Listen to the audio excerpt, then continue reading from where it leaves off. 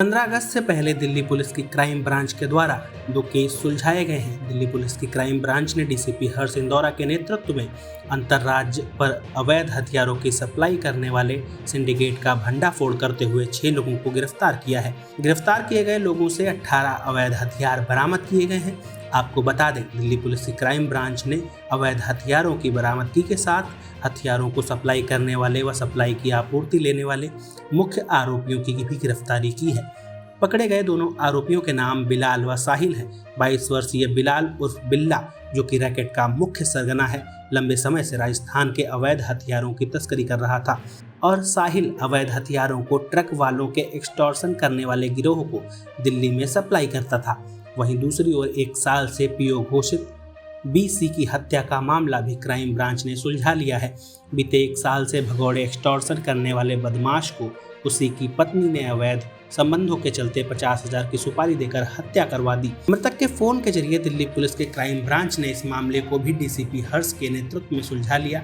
देखिए दैनिक भास्कर संवाददाता अफसा खान की रिपोर्ट। डीसीपी हर्ष इंदौरा के द्वारा समस्त चीजों को समझना चाहेंगे सर। ये हमारी क्राइम ब्रांच की team inspector Krishna, ACP Bhagwati Prasad के नेतृत्व में एक डीग में हथियार बनाने का गिरोह चल रहा था, जिसका सरगना था बिलाल, जो हमारे 2 केसेस में वांटेड भी था। एक हाल ही में हमारे एक एक्सटॉर्शन का केस रजिस्टर हुआ था, जिसमें एक गिरोह था जो कि हथियार दिखा के ट्रक वालों को डरा के, जो अंतर्राज्यीय ट्रक आते हैं या दिल्ली में भी मूव कर रहे हैं, तो उनको डरा धमका के लोग पैसा एक्सटॉर्ट करते थे। तो उसके चलते हमें पता लगा था कि जो उनका सोर्स है वो बिलाल है। और कुछ समय पहले हमने डीग में एक और बड़ी रेड करी थी, जिसमें हमने फैक्ट्री बस्ट करी थी। उसमें भी 13 हथियारों का जखीरा हमने पकड़ा था, तो उसमें भी बिलाल का नाम आया था। तो बिलाल पे दबिश बनाने के लिए उसके तफ्तीश के दौरान हमें बिलाल का पता लगा कि वहाँ पे डीग में ये काम कर रहा है, अभी भी हथियार सप्लाई कर रहा है। तो बिलाल को जब हमने पकड़ा तो उससे वेपन रिकवर हुए, और साथ में इनका जो बीच में एक यहाँ पर जो गैंग को सप्लाई भी करता था, साहिल नाम का एक लड़का था। तो टोटल हमारे 18 जो हथियार हैं वो बरामद हुए हैं। सर, साहिल को बिलाल ने कहा, आपने बताया कि बिलाल साहिल को ये हथियारों की सप्लाई दिल्ली में किया करता था, तो साहिल इन हथियारों की सप्लाई कहाँ किया करता था सर? ये दोनों डायरेक्टली भी करता था बिलाल, और साहिल के थ्रू भी करता था। और कुछ जो हथियार लेने वाले लोग हैं वो इनसे डायरेक्टली वहाँ से डीग से भी खरीद के ले जाते थे। वो तफ्तीश वाली बात है कि वहाँ से कौन कौन से राज्य से आके लोग इनसे हथियार ले रहे थे। इस समय की बात की जाए तो सर, क्या किसी गैंग के साथ में इनका कनेक्शन था, बड़े गैंग के साथ? 15 अगस्त से ठीक पहले इतने बड़े हथियारों की पकड़ना एक बड़ी कामयाबी दिल्ली पुलिस की क्राइम ब्रांच के। जो इससे गैंग रिलेटेड जो है वो इन्वेस्टिगेशन अभी चल रहा है। एक जो एक्सटॉर्शन वाला गैंग था जो सक्रिय था काफ़ी सालों से, इसमें ये नहीं है कि अभी बहुत रिसेंट पकड़ा गया है या अभी अभी इन्होंने काम शुरू करा है। जो हमें तफ्तीश के दौरान पता लगा है, एक्सटॉर्शन काफ़ी टाइम से कर रहे ट्रक वालों से। जब उन्होंने परेशान होकर फिर एक कंप्लेंट डाली सीधा क्राइम ब्रांच में, तब इनके अगेंस्ट एक्शन लिया गया। तो इनको तो हथियार ये सप्लाई कर रहा था बिलाल। सर, हथियार किस तरह के हैं जो इनकी निशानदेही से बरामद किए गए हैं? कहाँ के हथियार हैं, किस तरह के हथियार, और दिल्ली में कितनी लगभग कीमत पर ये बेचे जाते हैं? ये ज़्यादातर सिंगल शॉट पिस्टल हैं, और एक राइफ़ल भी है उसमें, जो असेंबल करने पे बेचने वाले थे ये लोग। कुछ टाइम में इनके कस्टमर आने वाले थे।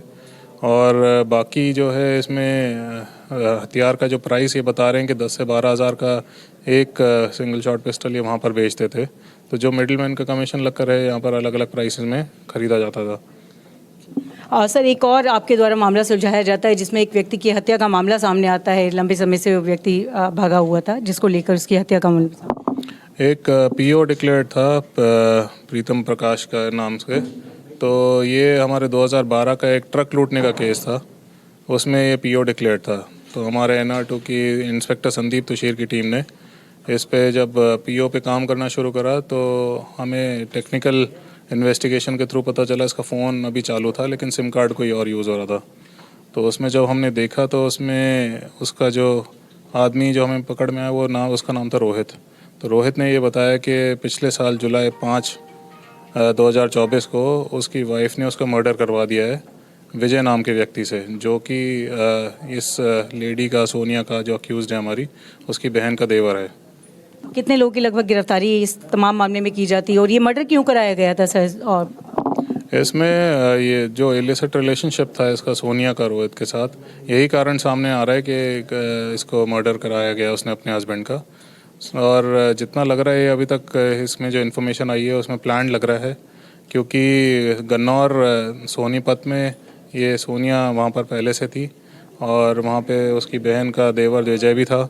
और इसका प्रीतम प्रकाश को वहाँ पे बुलाया जाता है, उस दिन शराब पिलाई जाती है, उसके बाद मर्डर कर दिया जाता है।